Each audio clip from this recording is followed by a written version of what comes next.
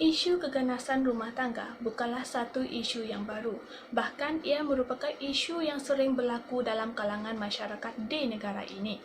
Sebelum masuk lebih mendalam mengenai isu ini, kita perlu tahu dahulu apa itu keganasan rumah tangga. Keganasan rumah tangga adalah sesuatu bentuk penyalahgunaan kuasa oleh suami atau isteri dengan bertujuan untuk mengawal atau mendominasikan mangsa dengan cara meletakkan mangsa dalam keadaan takut dan dijenderakan. Keganasan rumah tangga boleh dibahagikan kepada 5 kategori, iaitu keganasan secara fizikal, seksual, psikologi, ekonomi serta kekerasan terhadap emosi dan identiti. Keganasan rumah tangga berlaku disebabkan beberapa faktor, antaranya adalah faktor latar belakang keluarga, faktor status ekonomi keluarga yang tidak stabil, faktor penagihan dadah, dan sebagainya. Seperti yang kita sedia maklum bahawa kebelakangan ini isu keganasan rumah tangga semakin berleluasa dan membimbangkan pelbagai pihak di negara ini. Menurut statistik yang dikeluarkan oleh Polis Diraya Malaysia (PDRM), terdapat sebanyak 5,260 kes keganasan rumah tangga pada tahun 2020. Namun, angka sebenar adalah jauh lebih besar memandangkan bukan semua mangsa tampil ke hadapan untuk membuat laporan kepada pihak polis. Oleh itu, Akta Keganasan Rumah Tangga 1994 Pindaan 2007 diwujudkan bagi membendung isu keganasan rumah tangga. Malah, isu ini masih berleluasa dan menjadi ketat terutamanya pada waktu pemutusan rataian jangkitan, dengan peningkatan 22% keganasan rumah tangga yang dilaporkan kepada pihak polis. Persoalannya, sebagai sebuah masyarakat, apakah tanggungjawab kita dalam membendung kekerasan rumah tangga? Antara tanggungjawab masyarakat bagi membendung keganasan rumah tangga adalah masyarakat perlu akut dan tahu tentang apa sebenarnya keganasan rumah tangga dan apa yang boleh mereka lakukan bagi membendung isu ini supaya tidak berleluasa.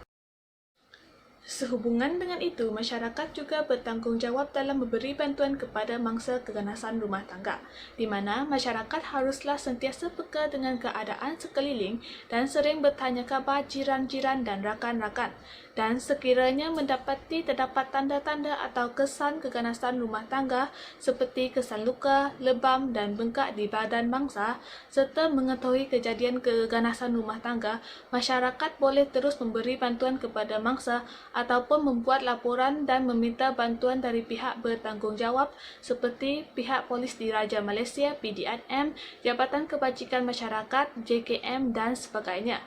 Hal ini supaya pihak bertanggungjawab dapat memberi bantuan segera kepada mangsa dan mengambil tindakan yang sewajarnya kepada pelaku keganasan rumah tangga. Berikut merupakan talian kecemasan yang boleh dihubungi apabila mengesan atau mengetahui kejadian keganasan rumah tangga.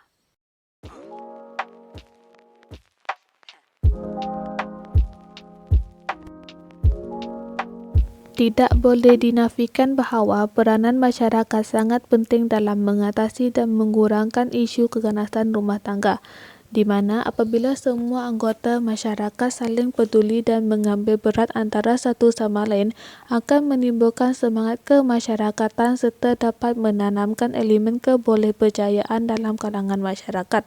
Hal ini adalah penting untuk mengingatkan kepada setiap orang, terutamanya mangsa, bahawa isu keganasan rumah tangga bukan lagi masalah peribadi dan mereka tidak perlu berdiamkan diri apabila berlakunya masalah ini, kerana terdapat jiran, rakan dan masyarakat yang sentiasa prihatin, sedia memberi bantuan serta sedia menjaga hak dan kepentingan mereka. Sesungguhnya dengan adanya kerjasama dan tanggungjawab masyarakat, kejadian-kejadian yang tidak diingini dalam keganasan rumah tangga seperti menggunakan kekerasan, menggunakan kata-kata ancaman, menakutkan mangsa akan dapat dielakkan kerana ia diketahui dan dipantau oleh orang ramai. Seterusnya, kita akan membuat perbandingan dari segi kesan apabila masyarakat bertanggungjawab dan tidak bertanggungjawab dalam membantras keganasan rumah tangga.